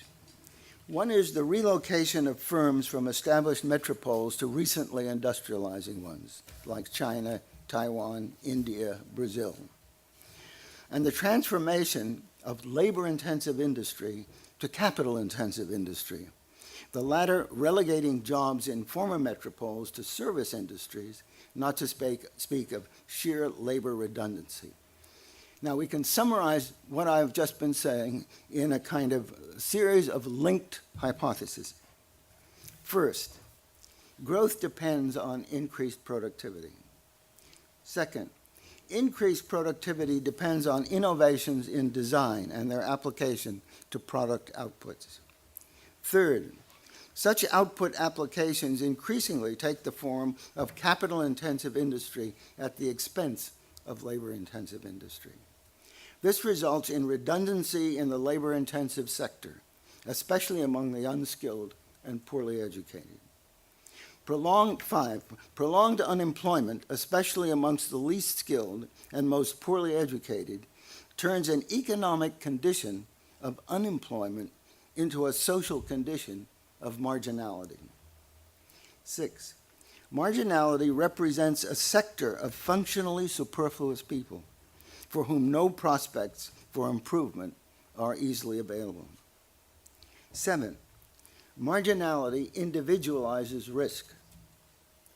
8, risk reduces the efficacies of programs designed to help those so displaced by institutional means, including schools and training programs and the like, which validate failure more than realized success. They put a stamp of approval on failure. 9, the more such social pathologies spread, the more difficult it is to eliminate the negative consequences of risk without vast state expenditure on compensatory welfare programs, which are almost invariably inefficient. 10, increased state expenditure brings rising social overhead costs. 11, those costs reduce the state's ability to mediate and balance appropriate principles of equity and growth. Two things should be noted about these sequences. They make a sociological argument as much as an economic one, and they make a psychological argument as much as a sociological one. All three have political repercussions in terms of the replacement of positive modes of pluralism with negative ones, and political violence under these circumstances will increase rather than decrease, despite the expenditures on arms and military expeditions. In short, the purpose of these linked hypotheses is to emphasize some of the negative consequences of modern global capitalism in terms of the social and political pathologies it produces. Now, having said that, it should be clear that there is no one-to-one correspondence between, say, workforce marginalization, thank you, and social polarization, two of the negative consequences I want to discuss. Nor can one predict the relationship between risk and risk-taking and political violence, although they generate propensities to violence in a particularly interesting manner. Where I want to start examining such matters constitutes the sociological pole of functional superfluousness. It's generated as a result of the capitalist productive process and the opportunities it provides. It destroys certain aspects of self-worth, particularly where modernization and development creates, puts a premium on work and functionality defined by work. But when you become marginalized, that's precisely what you're deprived of. And there are other forms of self-worth, ethnic, religious, and so on, and these become maximized under the circumstances of marginalization. These multiple criteria lead to fault line conflicts, religious, ethnic, linguistic, with the attendant danger, which was mentioned, of undermining the social fabric that occurs and resulting in negative pluralism rather than positive pluralism. Let me turn to this question of marginalization. The first principle of marginalization is that as a sociological concept, it refers to the degree of relevance an individual has in a society as indicated by culturally defined values. For this, there are many criteria: functional and economic, ethnic, familial, religious, ideological, linguistic, political. All are capable, in combination, of providing an appropriate sense of roles and relationships relevant to and recognized by a community. However, if my arguments are correct, under modern conditions, global development privileges work, which in turn defines my functionality and indexes occupations which become the form of individual and social identification. However, there's a second principle of marginality that's also relevant. Economic in origin, it refers to the final increment of contribution, the last value added by the last increment of employable labor in an enterprise as measured by market price. The latter is a purely functional view. Now, if we combine these two concepts, then marginality is represented by those in a system who take out more than they contribute, for example, in welfare payments or other social benefits. At the same time, insofar as self-worth and identity are defined in terms of functionality, then the greater the degree of functional superfluous, the larger the vacuum, the space, in which other means of social definition become relevant. And it's precisely in these terms that the results include the raising of interest to the level of principles that are non-negotiable, especially in terms of ethnic and other claims. Now, marginals are neither a class in or for themselves. It's a position of those forced out of the labor market, the most extreme consequences of which is consignment to some form of social pariahdom. It takes the form of polarization, and it occurs differently in different countries. For example, in the United States, as globalization results in the loss of manufacturing jobs to overseas enterprises, global and otherwise, it impacts the middle class as well as those somewhat delicately described as the disadvantaged. And in terms of the present meltdown, for example, as compared with the Great Depression, what's the huge difference, if this argument is correct, is with the Great Depression, you had unused industrial facilities that were employers of vast amounts of the workforce, of labor. Now, almost all of the labor-intensive activities have gone to China and elsewhere. And what we're left with is much more capital-intensive industry, so that the recovery is going to be infinitely more slow and complicated, and the whole structure of the labor force in the United States is changing. Now, where development has lagged or has experienced a severe flight of industry, polarization between the functionally superfluous and the functionally significant increases, and by the same token, squeezes out opportunities for the middle class. And this opens the space for social and political beliefs offering alternative routes to self-worth, dignity, validation, and identity, not to speak of changing opportunities. And this brings me to the psychological argument about uncertainty and risk. As a process, marginality involves loss of position, loss of access and power and control by individuals and families. It also intensifies the desire for self-preservation. The more so, the more randomized the conditions of life. How then to take control of one's own life, where one's existence depends on doing so? One necessary quality is an ability to, if you're caught in this position, it's to figure the odds almost immediately, to make instant judgments about cause, and as well as to make very fast survival judgments and instant decisions. Insofar as marginality involves the extreme edge of immediacy, it favors here and now solutions over the future. Virtually all trust is absent, and in the future, and short-term considerations are all.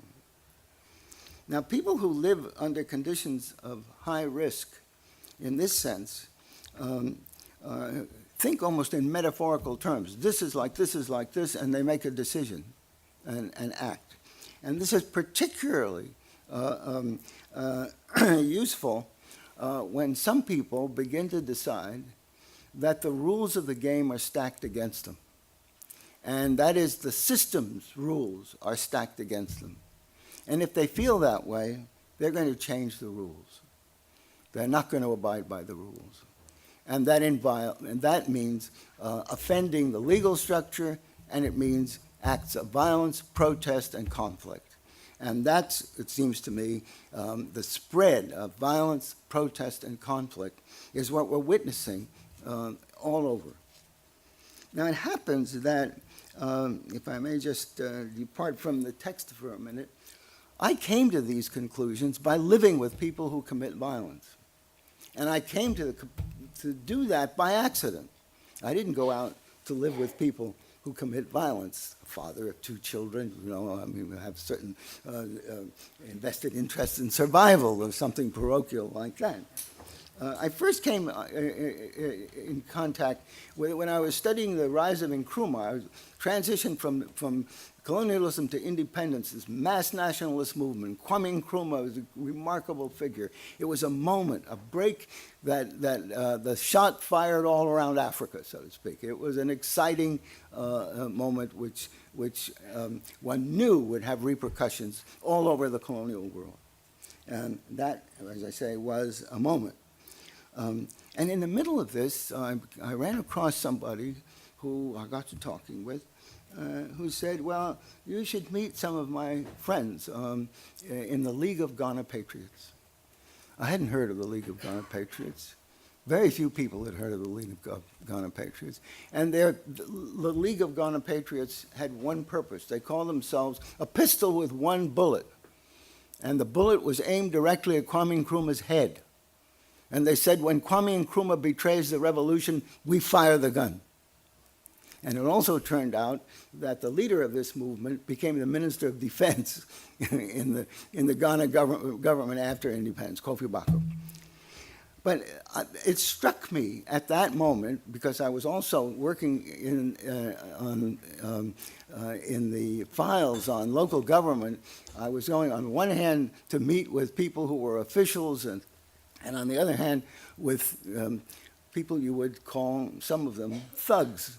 And we would drink with some and speak very nicely with others. And I began to get this schizophrenic feeling, but I had promised I would not ever write about the League of Ghana Patriots. And I'm telling you about them because I never have. But it got me curious about the nature of violence. Because inside this group was an intensity, a passion, a sense of organization, the excitement of organization, the sense that purposefulness was built inside this organization which committed violence. It would say, Nkrumah's newspaper was the Accra Evening News, which said, go to bed with the evening news and wake up with the spirit of the CPP. That was Nkrumah's party. In the back page, it would say, Ghana Patriots hold 3-day fast. That was for the cells to hold meetings. Or they would say to me, you watched for so-and-so. And there'd be on the back page, unknown assailants kill so-and-so and so-and-so. So these were people who I would sit and have drinks with, and they were perfectly capable of violence. So it struck me at that time, what is it that's going on? What is it that makes a difference? Part of what made the difference was principle. They felt that Nkrumah was playing all sides against the middle. But the other thing that made me realize what's going on, they created their own functional value. Violence creates its own meaning, its own purposes, its own legitimacy, its own logic. And that logic is internal. And it's a universe in which people find all kinds of realization. There's the circulation of women, There's the sense of organization. There's a feeling almost of waiting quietly. People sit around reading comic books, drinking beer, and then there's going to be an action. And you get that sense of the tension that starts to build up, and the intelligence of everybody being used. And that intelligence is transformational. And once you see that actually operating, and then there's an explosion, an event, and it's almost like a sexual act, and then there's a relaxation after it. So this becomes something, this is a form of risk-taking which creates value for those who do it. And I then began to study violence in other settings, again, quite by chance. I was going to work on, it occurred to me that working in Ghana and Uganda and other parts of Africa, that the modernization principle, that the greater the degree of development, the greater the likelihood of democracy, would work if it worked, but it didn't have to work. So I started working in Latin America, Argentina, Chile, and Peru. Chile, the greatest prospects for democratization and development. Argentina, the proletarianization and conflict and marginality. And Peru, which was a ethnically divided society. And one after the other. But in these groups, the larger politicals, these were all radicalized groups. These were groups that saw in their own actions the redemption of their own countries. And again, one wants to see the impact of this in terms of political principles rising above interest and the assumption that that would provide universal solutions to the kinds of problems produced by capitalist imperialism. Now, this kind of risk-taking is no different from the risk-taking of the rich, except they have resources, they have education, they can predict on a longer-term basis. Risk-taking in that sense is kind of an entrepreneurship. But entrepreneurship in terms of violence has other consequences, and that's what I'm essentially concerned with. So my argument then is marginalization and polarization individualize risk, make individuals more vulnerable. There can be little faith in citizenship, rules of reciprocity, or anything like that. And it only takes a few to commit violence. It only takes a few to organize these kinds of activities. And, but the few can have enormous consequences. For example, I was giving lectures in Japan on political violence. And a young man came up to me and said, well, this is all very well and good, but you've never been inside a movement. So I said, no, I never have been inside a movement. He says, I can get you in a movement. So it took a year. And at that moment, it lasted for 35 years. There was a movement of farmers joining with radical militants fighting the state, which was taking over their lands for the Narita International Airport. And there were pitched battles, real fights. And I was living first with farmers 1 year, then with militants in fortresses. And one got the sense of the actual life inside a fortress, the sense of the internal relationships, the jealousies, the anger, and then the pulling together when an event was planned. And then the outsiders coming in from all parts of the country to join and create enormous mobilizations. And then the stylized fight against the state, almost a kind of choreography of violence. And in a sense, it's an odd thing to say, but it's a privilege to be able to witness this without being, eliminated. and it's because it shows all the characteristics you want in a normal kind of world inside what looks from the outside like a totally abnormal world. And what you discover is that it's as normal inside violence-producing groups as it is outside. And the motivations are clear and the people... Now, what is different is the willingness to actually commit violence. And so there's always a moment when people have to overcome the norms that have been built into them to resist performing really what looks like antisocial acts, which means that violence-generating movements that are a result of the randomization of risk in individuals' lives, trying to collectivize that risk, pool their resources, act in concert with one another, generate discipline, create leadership and hierarchies. That also means there has to be a logic, there has to be a theory, there has to be some programmatic knowledge of what's going on.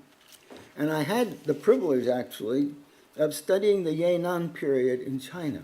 This is the period when right after the Long March, when the 8th Route Army moved over a year, almost 100,000 people starting this, 15,000 surviving. They holed up in caves.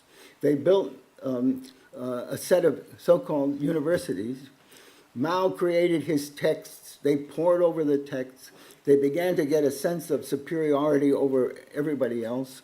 They organized their military tactics, and against all the odds, when Yan'an, where all this occurred, far from the centers of China, when Yan'an was overrun by the forces of Chiang Kai-shek, he lanced the boil and spread the poison, because not very long after that, Mao proclaimed the independence of China and communist rule in 1949 in Red Square, in Tiananmen Square. 10 minutes left. 10 minutes left, okay. Now, what does this mean if you have a considerable degree of violence that is endemic in the situation, if the structural argument is correct? One is a politics of negative pluralism, that people use whatever it is that they can to organize for protest. And if you stop and think of it, we think of normal politics as bargaining, as ideas being somehow batted back and forth, that a kind of consensus is eventually arrived at, and that's the way politics really works. And it does, except for the fact that a great deal of politics is driven by the fear of violence or protest movements. And if you look for almost any reform in terms of race relations, gender politics, trade union organization, it's always been accompanied by some degree of violence. And in that sense, violence is as fundamental to the evolution of democracy as any other. But now, the difference today is that where in the past, that meant gaining access to the system of one sort or another, equity, fairness, some kind of justice set or injustice rectifying. Today, the very things that you want access to, jobs, work, and so forth, those are being either whittled away or in some cases just simply disappearing. So I go back to the original problem. Functionality, which was the core of modernization theory, privileges work. But the kind of work that becomes available is very limited. It's limited to those with high education, high technical skills, and the kind of industry is capital intensive. It's capital intensive in Africa, and it's increasingly capital intensive in China, which is very interesting. The more capitalist China became, they soaked up labor with state enterprises, but those are inefficient. And more they have large sectors of unemployed, and large in China is huge. So this is a growing problem. And in terms of the optimistic Band-Aids that are handed out in terms of aid and so forth, I don't think any of it really does much except to satisfy the donors and those who think in terms of doing good in the world. That's fine. And if they do good, that's fine too. But negative pluralism under these conditions means that it's the opposite of positive pluralism. Positive pluralism defines the terms and conditions of freedom and choice. Negative pluralism defines the conditions and terms of identity and affiliation. Under marginalizing conditions, identity is more important in the degree to which it allows tolerance of others. The more choice is limited to the functionally significant and identity defines the functionally superfluous, the less likely will the first be able to do their work properly, and the more state and society will be in conflict. Negative pluralism downgrades the similarities between human beings and elevates the differences, transforms interests into principles, claims into rights, and maximizes cleavage politics. It reinforces parochial communitarianism and collectivizes individualism. Difference becomes the priority basis of representation and accountability. Universal sectarianism thus poses the unanswerable question of how tolerant of the intolerant a democratic political system can be, especially when political parties and movements become locked into stalemate situations that thwart the institutional bases of accommodation, accountability, and consent. Well, those are some of the ideas that emerge, as I say, simply by being a participant observer, a field worker. They come out of the situations that I see constituting the reality of people's lives. They're very different from the abstract rational choice theories and most of the economic models that are applied with sociological implications to the kinds of areas and problems that I've been working on. So I begin to feel, although a lone voice perhaps in making these arguments, time, sadly, is on my side.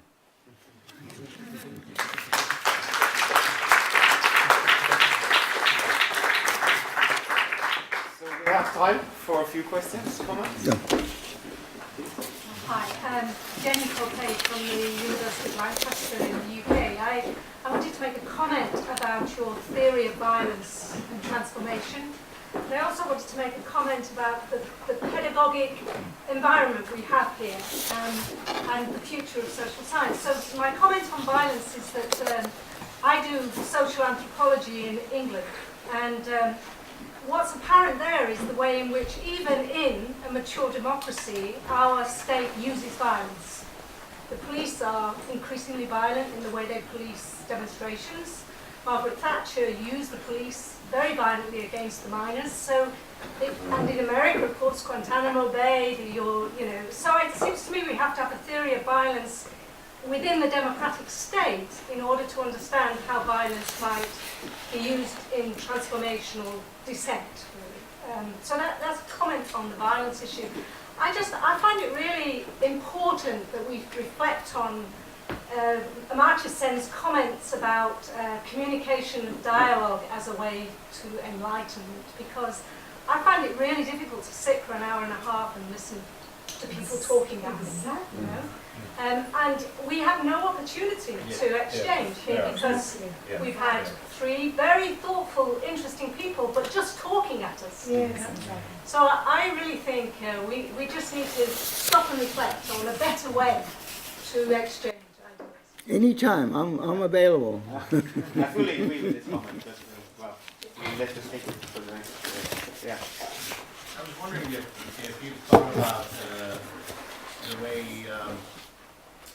games in the virtual are perhaps sucking up some of the people who don't feel functional in traditional ways. There's an essayist who has compared a lot of the current crop of computer games to work. Has argued that there's a lot of similarities to how you have to invest time in it and achieve levels and get promoted and so on like that. And so it just seemed to me that perhaps some of the people that are feeling dysfunctional are then finding a form of validation in these virtual worlds like World of Warcraft, and finding something that is a sort of imitation of work. And in addition, almost these weird virtual realities, they belong to the tribal orcs, or the night elves, and these bizarre sort of mushroom identities that crop up. Well, that's a fascinating question. Take one more question and then you summarize. Okay, let me. I please, forget. please, I forget what. I don't really know, but I was in Zanzibar not so long ago, and it looked pathetic. I mean, the place looked. I'd been there years before. It looked much worse, but practically every place, on every street, there's a computer place, and it occurred to me what you're talking about. To what extent there's occurring that virtual reality which creates a universe I know nothing about. And I don't know how to answer it, but it is an intriguing question of what will be the future using the internet, for example. And if the Obama campaign is any illustration, a lot of things are going to be changing everywhere. But it can be even better used for violence. That's the other thing. And I think this is very complex. I think the play between the technical efficiency of the means and the actual committing of violence itself gets to be mutually reinforcing. So I don't think it's going to preoccupy those who want to be preoccupied with playing games on the internet. That's one thing, but others will use it and feel much more professional in the use of violence. That's my hunch, anyway. Okay, I will just take one more question because it's late. So please. I'm Prakash from Indiana University. The violent expression of dissent is few and far between, and my sense is that the extent of marginalization is much higher than we see in terms of the expressed violence. What explains non-mobilization of large sections of communities which are highly marginalized? Remember, I said there's no one-to-one relationship. I think it takes a certain willingness on the part of some to create incidents of violence, and then there are many factors. I mean, a good deal of it are simply cultural resistance, where it becomes useless to try to recruit people. They just say no. Also, there could be quite a different institutional structure. One of the remarkable things about India is the extent there should be violence all over India, and there's plenty of it. But the way in which the system works, as I understand it, has been to decentralize to the provinces and the districts, decentralized sufficiently so the conflicts remain local in Gujarat or wherever, rather than reaching the national level. Now, how long that will last, I don't know. But that's always been the big question. Why doesn't India simply explode at the center? It explodes all over the place in the locale. So there are many, this just is what I've given as an overview, but the most impressive illustration of what I'm saying is in, of course, the Middle East, where questions of religious belief and violence go together in a kind of universal crusade, and where modernization produces such vulnerabilities in terms of sexuality, the control of men over women, the patriarch position. It reinforces in a modern way traditionalism, if I can use that term, which is a system of order. That's the only system of order that really has consciousness, has conviction in those parts of the world.